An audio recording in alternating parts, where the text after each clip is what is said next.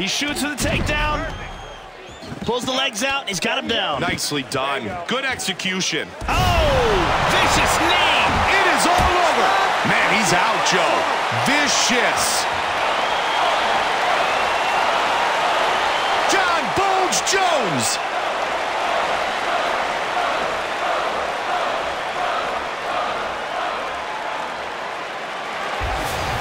Hey, what's up, UFC Undisputed fans? This is THQ Tank, your official UFC Undisputed community manager, and we're back after a long hiatus with our next UFC Undisputed core gameplay Q&A. And of course, I'm here with my designer partner in crime, Wes Bunn. How you doing, man? Doing good, man. How was your vacation? It was good. It was good. Wife was sick, but you know, happy wife, happy life. I was home all weekend. Played a lot of games. Played some UFC 3. Played some Mass Effect 2. Loved that game. Played some All-Stars. You know, what about you? Cool. I've been here working on the game. That's what I do.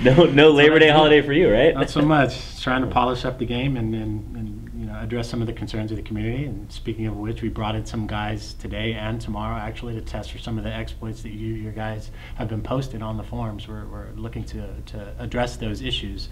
So yeah, we've got guys in there right now playing, and some of the concerns that you guys have, for example, like the referee break, being able to pin somebody against the cage, we definitely addressed that. The guys downstairs have play tested that. The systems that we've implemented don't allow it for that anymore, as well as cage humping. That's gone as well. Phrase. Yeah, it's gone as well. Things like that. I mean, all the things that you guys have been posting, we're looking to address as many of them as we can. Due to time constraints, we may not be able to get to all of them, but a lot of the exploits that you guys have pointed out have been addressed. And what do you think is one of the community's loudest exploits that we've addressed, in your opinion? Anything ending in spamming? I think stick hugging on the ground, just holding the right stick, is one of the concerns that people have. I know that the community has been asking for stamina drain for stick hugging. I think that's even one of our questions we're going to talk about tonight, today, so we can jump right into that. Absolutely. But yeah, we've play tested that internally. We did have a stamina drain tied to stick hugging. We didn't like the way that the game played. It significantly changed the way that the ground game played. We didn't like the way that it played like that. So we did add a energy cost to transition reversal attempts, and they stack. So the more that you do it, the larger the increase will happen. So you can't repeatedly flick the right stick to try to get that transition reversal, because you're just going to gas yourself out.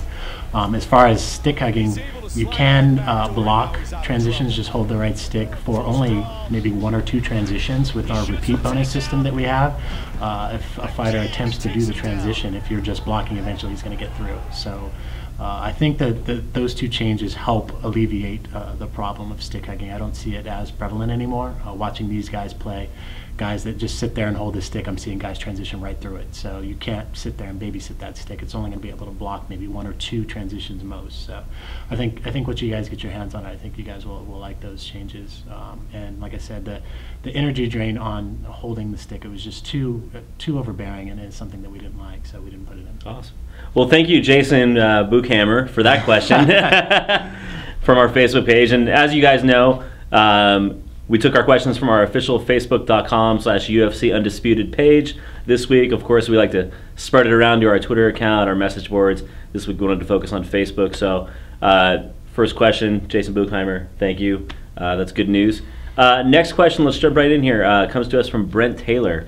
He says, will we be able to use UFC fighters during career mode instead of creating our own? I think we did confirm this on a previous Q&A, but let's remind everybody. Yeah, I don't remember if we did or didn't, but yeah, you can use any roster fighter or pride fighter and take them through career mode and rewrite their career as you see fit. You can assign moves to them. You can level up your stats as you see fit. You can try to recreate, whoever you want, or build them a different way. So yeah, you can take any roster fighter through career mode. Awesome, and we'll be getting more in depth on career mode in the coming months. I know you guys on the boards are super anxious and you're asking a lot of career mode questions. Unfortunately, we can't spill the beans just yet, but Wes gave you a pretty big tease right there. So we'll have a lot to talk about. Exactly. So stay patient. We're really focusing on core gameplay right now.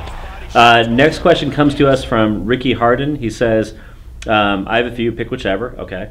Are there any new ratings this year, such as chin, heart, cut, etc.? We'll start with that one.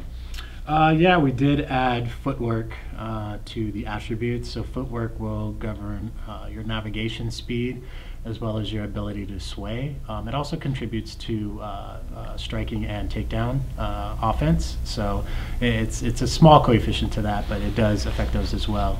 We wanted to split up hand speed versus footwork speed. Last year we just had speed and it covered everything. So we added footwork to kind of offset that, so it affects not your striking speed, but your navigation and your ability to sway and things like that.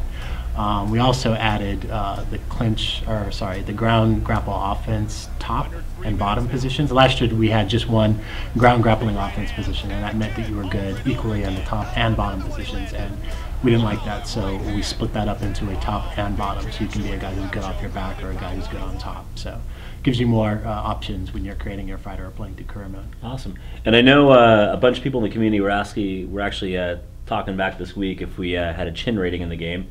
And I know this year we don't, but we'll take your feedback, guys. And, you know, we try to get everything we can, glass chins and all. Not mine, at least, or Wes's. Yeah. But notated, and we'll see what we can do down the road. Next question comes to us from Connor Lee. This kind of relates to the exploits that we're testing here today. He says, what changes have you made to gameplay to make takedowns more realistic? Oh, that's a good question. Yeah, the takedown system has changed a lot since UFC 2010.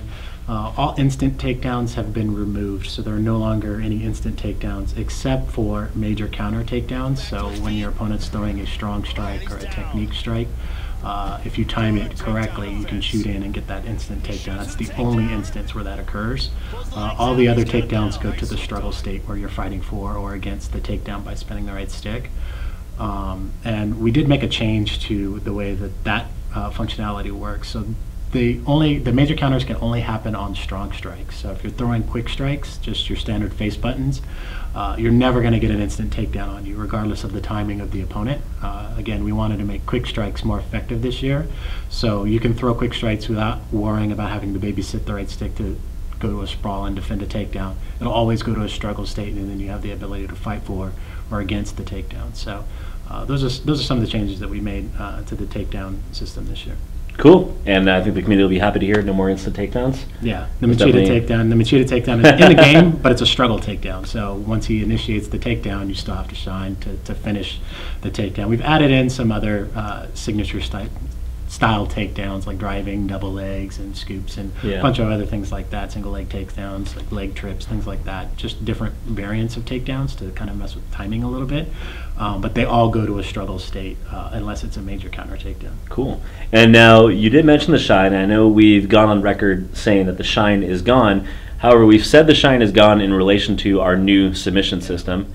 You still need to shine to complete a takedown, which bridges nicely to Edwin Perez's question here. And he says, I've seen the new submission system, and I was wondering how a fighter's stats contribute to how the submission is finished or defended.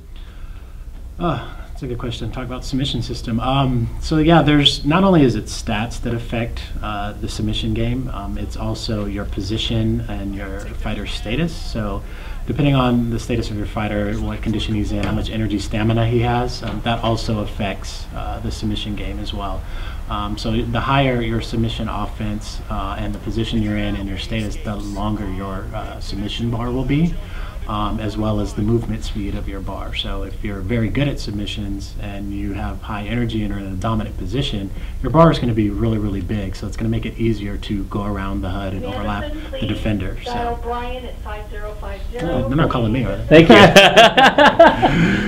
So yeah. That's our friend. That's our awesome intercom system. We don't have that in UFC Undisputed 3, unfortunately.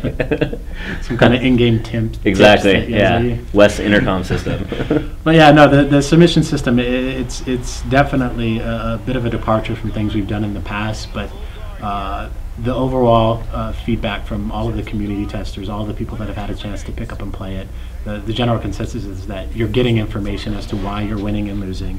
You're not burning up your controllers or your hands shining. It's a lot more technical and skill-based. And like I said, you're getting that feedback so you know why you won or lost. It's no longer a mystery of why you won or lost.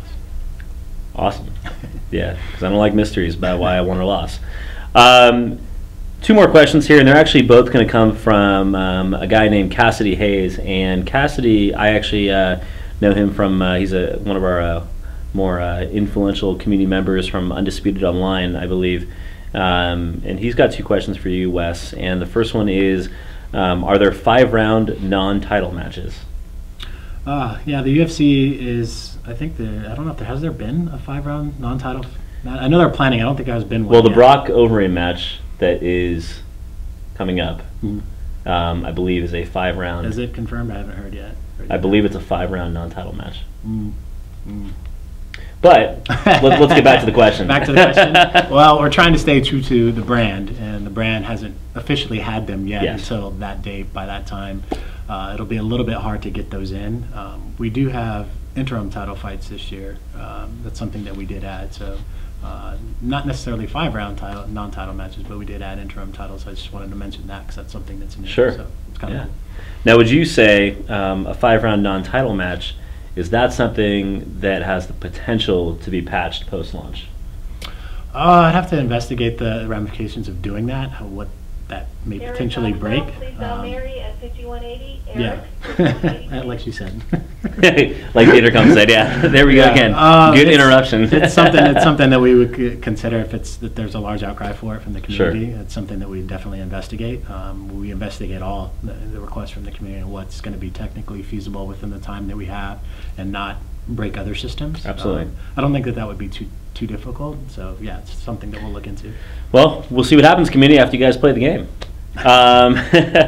Next and final question, again from Cassidy. Thank you for all your great questions, Cassidy. I know you posted about 16 of them on our Facebook. What are the rest of those questions? Yeah, I picked out a few for you.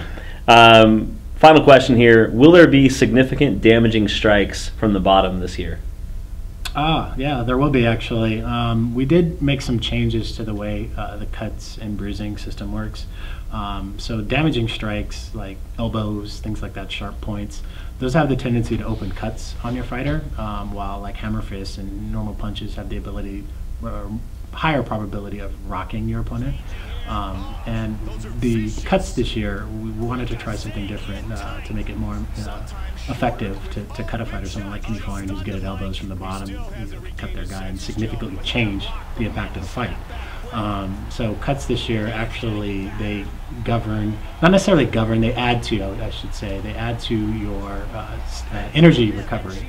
So if you're cut all over your face, it's going to make it harder for you. If you're getting blood in your mouth, it's going to be harder to bleed, to breathe and catch your breath. So we did add a small coefficient there, so if you're cut, it kind of slows a little bit the rate of your energy recovery. So that may be a tactic you may want to use. Get in there and throw some elbows, cut your opponent up, and slow his energy recovery rate.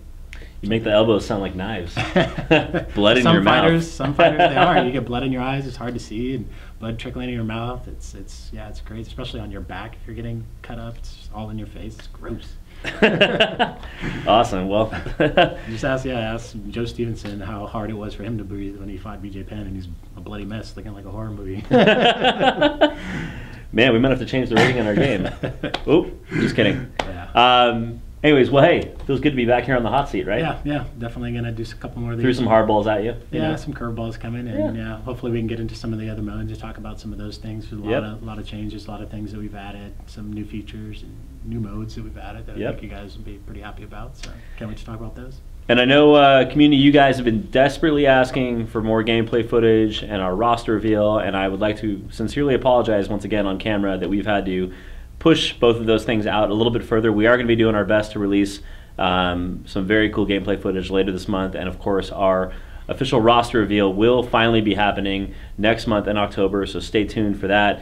And for those of you who have stuck around for the end of this Q&A, I have a... Well, I'll show it to you first. I said, oh, what's going on there? Yeah.